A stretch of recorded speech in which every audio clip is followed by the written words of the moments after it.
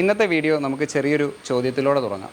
നമ്മുടെ സാധാരണ കിണറിലിടുന്ന 1 HP single stage വരുന്ന ഒരു ഓപ്പൺ വെൽ സബ്മേഴ്സിബിൾ പമ്പിന് എത്ര മാക്സിമം ഹെഡ് കിട്ടും? പലരും 32, 33 എന്നൊക്കെ പറഞ്ഞേക്കാം. എന്നാൽ 35 മീറ്ററിലും അത്യാവശ്യം നല്ല ഡിസ്ചാർജ് കിട്ടുന്ന, എന്നാൽ 1 HP റേഞ്ചിൻ്റെ മാത്രം കറണ്ട് എടുക്കുന്ന ക്ലാസിക്കിൻ്റെ CLS 90 എന്ന് പറയുന്ന ഒരു മോഡലിൻ്റെ കംപ്ലീറ്റ് ഡീറ്റെയിൽസാണ് നമ്മൾ ഇന്നത്തെ വീഡിയോയിലൂടെ ഷെയർ ചെയ്യുന്നത്. എല്ലാവർക്കും നമസ്കാരം. ഞാൻ എൽദോസ്, തുണ്ടത്തിൽ ട്രേഡേഴ്സിൻ്റെ മറ്റൊരു വീഡിയോയിലേക്ക് എല്ലാവർക്കും സ്വാഗതം. ഈ കാണുന്നതാണ് ക്ലാസിക്കിൻ്റെ CLS 90 എന്ന് പറയുന്ന 1 HP ഓപ്പൺ വെൽ സബ്മേഴ്സിബിൾ പമ്പിൽ 35 മീറ്റർ ഹെഡ് കിട്ടുന്ന, എന്നാൽ 1 HPയുടെ തന്നെ കറണ്ട് എടുക്കുന്ന ഒരു മോഡൽ.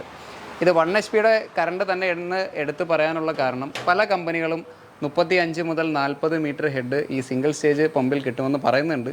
എന്നാൽ അവരുടെ കറണ്ട് കൺസംഷൻ ശ്രദ്ധിച്ച് കഴിഞ്ഞാൽ അത് 11-12 ആംപിയർ വരെ വരുന്നുണ്ട്. അതൊരിക്കലും ഒരു 1 HP റേഞ്ചിലുള്ള പമ്പല്ല.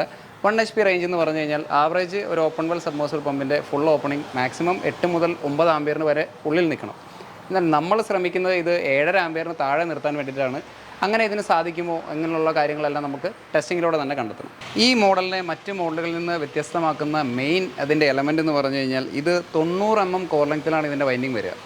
നമ്മൾ ഇന്ന് മാർക്കറ്റിൽ അവൈലബിൾ ആയിട്ടുള്ള ഒരു കോയമ്പത്തൂർ സ്റ്റാൻഡേർഡ് എന്ന് പറഞ്ഞു കഴിഞ്ഞാൽ 40 mm വരെ ചുരുങ്ങി നിൽക്കുന്ന സമയത്ത്, നമുക്ക് ഏറ്റവും പ്രീമിയം മോഡലുകൾ വരെ 75 mm കോർ ലെങ്ത്തിൽ മാനുഫാക്ചർ ചെയ്യുന്ന ഈ ഒരു സമയത്ത് നമ്മളിത് 90 mm കോർ ലെങ്ത്തിലാണ് വരുന്നത്. അതായത് ഈ 90 mm എന്ന് പറഞ്ഞു കഴിഞ്ഞാൽ നോർമലി ഒരു 1.5 HP പമ്പിൻ്റെ കോർ ലെങ്ത്താണ്. അപ്പോൾ പലർക്കുമുള്ള സംശയം, ഈ കോർ ലെങ്ത്ത് കൂടുമ്പോൾ മോട്ടറിൻ്റെ കറണ്ട് കൂടില്ലേ എന്നുള്ളൊരു സംശയം ഉണ്ടാവും. അത് ഞാൻ നിങ്ങൾക്ക് ടെസ്റ്റിങ്ങിലൂടെ പ്രോപ്പറായിട്ട് കാണിച്ചു തരാം. അപ്പോൾ നമ്മളിതിന് വേണ്ടിയുള്ള പ്രഷർ ഗേജ് കണക്ട് ചെയ്തുകൊണ്ടിരിക്കുകയാണ്. ഞാൻ പറഞ്ഞ പോലെ ഇന്ന് മാർക്കറ്റിൽ നമുക്ക് നോർമലി 1 HPയിൽ സിംഗിൾ സ്റ്റേജ് പമ്പിൽ ഹൊറിസോണ്ടൽ ടൈപ്പിൽ മാക്സിമം ഹെഡ് എത്രയാണെന്ന് ചോദിച്ചു കഴിഞ്ഞാൽ ഒരു 33 മീറ്റർ എന്നാണ് എല്ലാവരും പറയുക. നമ്മൾ ഏതൊരു കമ്പനിയുടെ പെർഫോമൻസ് ചാർട്ട് നോക്കിക്കഴിഞ്ഞാലും ഒരു 33 മീറ്ററിൽ 2000 ലിറ്ററിന് താഴെ, ആവറേജ് 1800 ലിറ്റർ വരെയാണ് ഒരു മണിക്കൂറിലുള്ള ഡിസ്ചാർജ്. നമുക്ക് ഇതിന് ഒരു പടി മേലെ കിട്ടുകയും വേണം, എന്നാൽ നമുക്ക് കറണ്ട് ഒരിക്കലും കൂടാനും പാടില്ല. അതാണ് നമ്മുടെ ഈ ഒരു മോഡൽ കൊണ്ട് നമ്മൾ ഉദ്ദേശിക്കുന്നത്. നമുക്ക് എന്തായാലും അതേപോലെ തന്നെ വന്നിട്ടുണ്ടോ എന്നൊന്ന് ടെസ്റ്റ് ചെയ്ത് നോക്കാം. അപ്പോൾ നമ്മുടെ കണക്ഷൻ കംപ്ലീറ്റ് ആയിട്ടുണ്ട്. ഇതിൻ്റെ കൂടെ വരുന്ന ഒരു MCB പാനൽ, അതിൽ 10 ആംസിൻ്റെയാണ് MCB ഇരിക്കുന്നത്. അതേപോലെ 50 MFD ആണ് ഇതിൻ്റെ കപ്പാസിറ്റർ വരുന്നത്. അത് കൂടാതെ ഇതാ നമ്മുടെ സപ്ലൈ ചെയ്ത് നമ്മൾ കണക്ഷൻ കൊടുത്തിട്ടുണ്ട്. ഇനി നമുക്കിത് വെള്ളത്തിലിട്ട് ഇതിൻ്റെ ബാക്കി കാര്യങ്ങൾ ടെസ്റ്റ് ചെയ്ത് നോക്കണം. നമ്മുടെ മോട്ടർ നേരെ നമ്മുടെ ടെസ്റ്റിംഗ് ടാങ്കിലേക്ക് പോവുകയാണ്.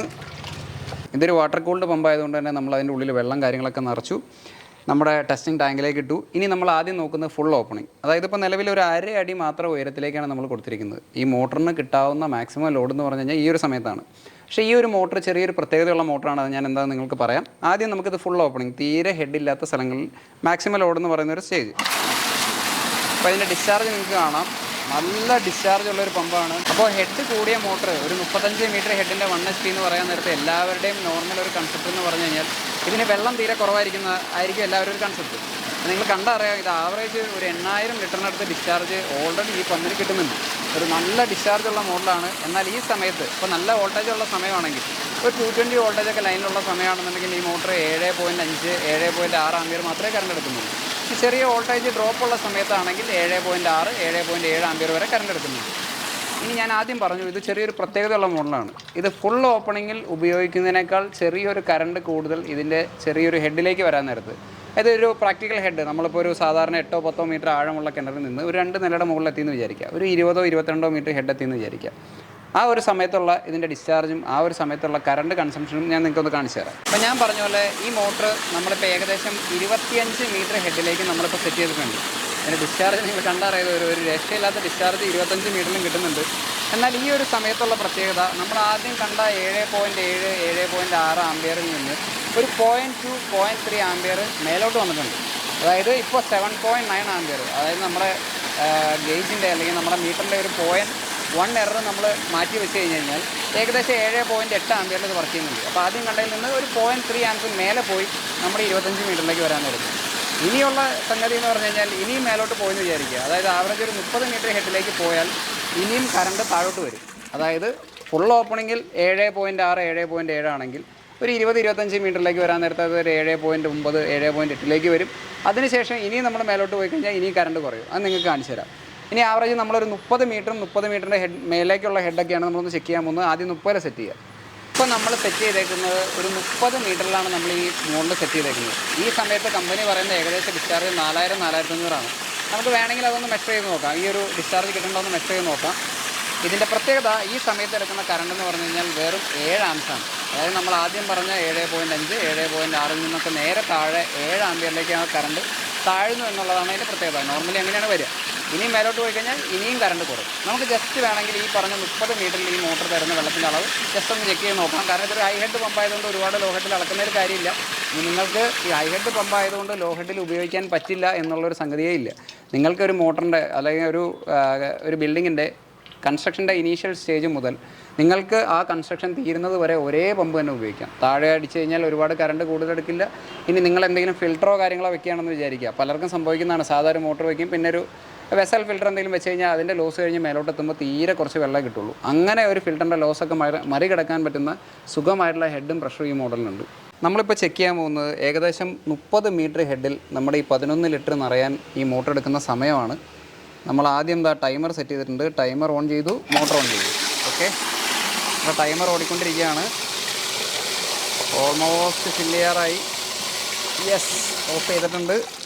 നമ്മൾ ഏകദേശം എടുത്ത സമയം എന്ന് പറഞ്ഞു കഴിഞ്ഞാൽ 8.62 സെക്കൻഡ് സമയമാണ് ഈ 11 ലിറ്റർ നിറയെ എടുത്ത സമയം എന്ന് പറയുന്നത്. നമുക്കിപ്പോൾ നിലവിൽ ഈ പറഞ്ഞ 30 മീറ്ററിൽ കിട്ടിയ ഡിസ്ചാർജ് എന്ന് പറഞ്ഞാൽ ഏകദേശം 4300 ലിറ്ററിൻ്റെ മേളിലാണ്.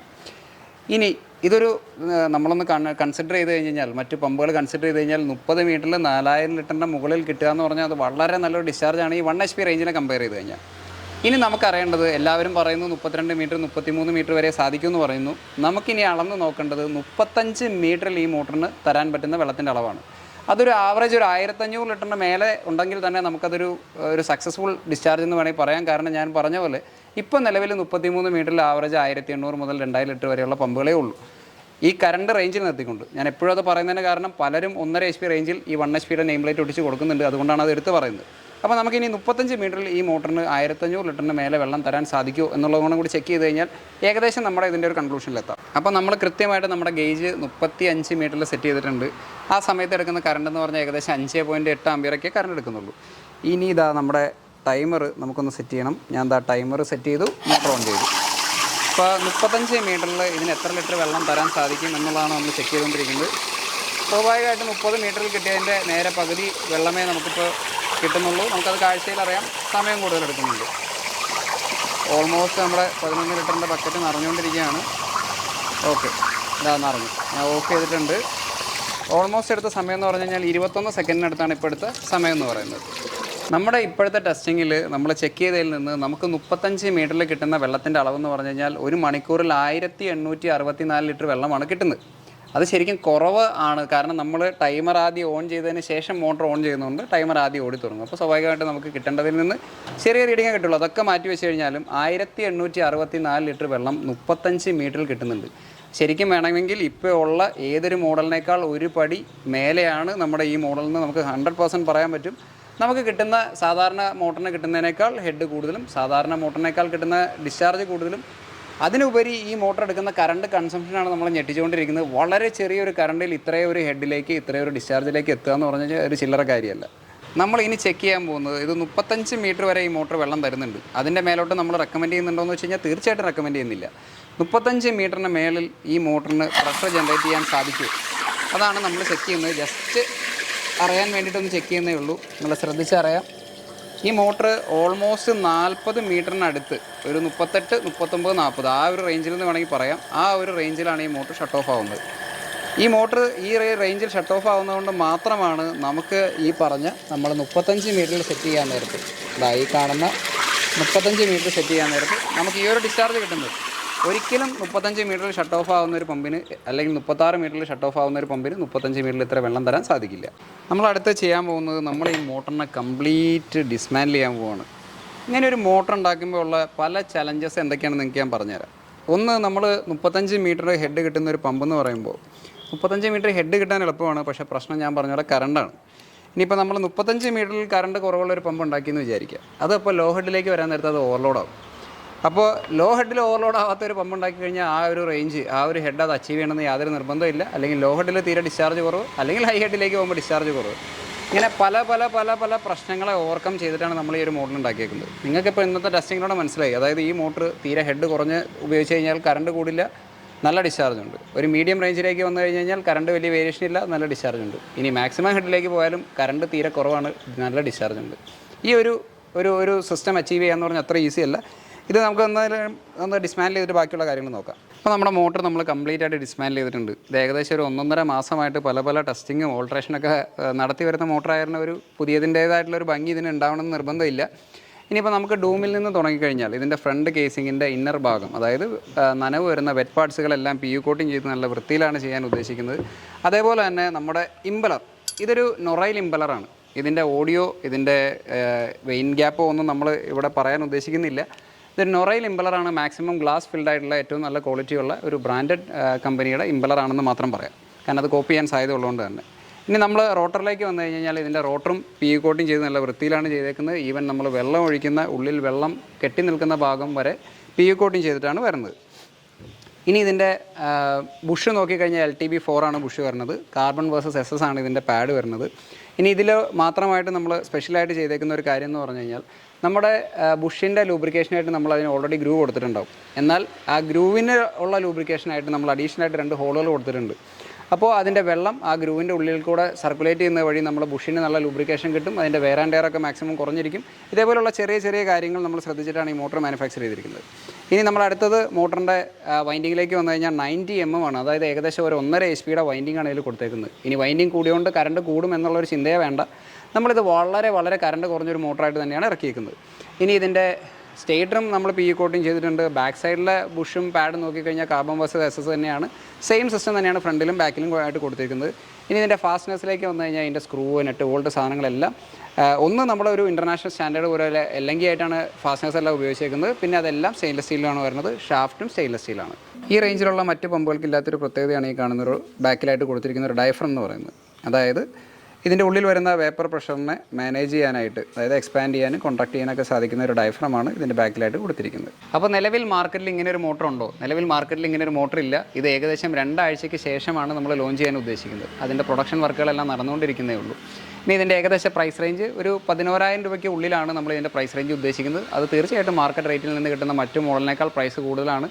അതിൻ്റെ കാരണം ഇതിന് വരുന്ന വൈൻഡിങ്ങിൻ്റെ അളവ്, ഇതിൻ്റെ മറ്റ് ഫീച്ചേഴ്സ് തന്നെയാണ് ഇതിനുള്ളൊരു കാരണം. നിങ്ങൾക്ക് ആവശ്യമുണ്ടെന്നുണ്ടെങ്കിൽ മാത്രം ഇതേപോലുള്ള റേഞ്ചിലേക്കുള്ള പമ്പുകൾ നോക്കിയാലും മതി.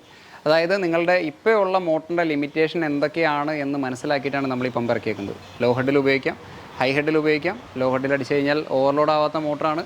ഹൈ ഹെഡിലേക്ക് നല്ല ഡിസ്ചാർജ് ഉള്ള മോട്ടറാണ്. അപ്പോൾ ഒരു കൺസ്ട്രക്ഷൻ സൈറ്റിൻ്റെ ഇനീഷ്യൽ സ്റ്റേജ് മുതൽ ലാസ്റ്റ് സ്റ്റേജ് വരെ നിങ്ങൾക്ക് ഒരേ മോട്ടർ തന്നെ ഉപയോഗിക്കാം. യാതൊരു രീതിയിലുള്ള ഓവർലോഡിങ് പ്രശ്നങ്ങളും വരില്ല.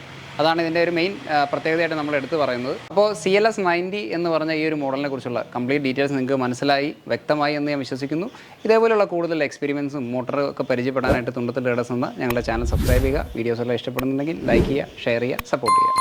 Thank you.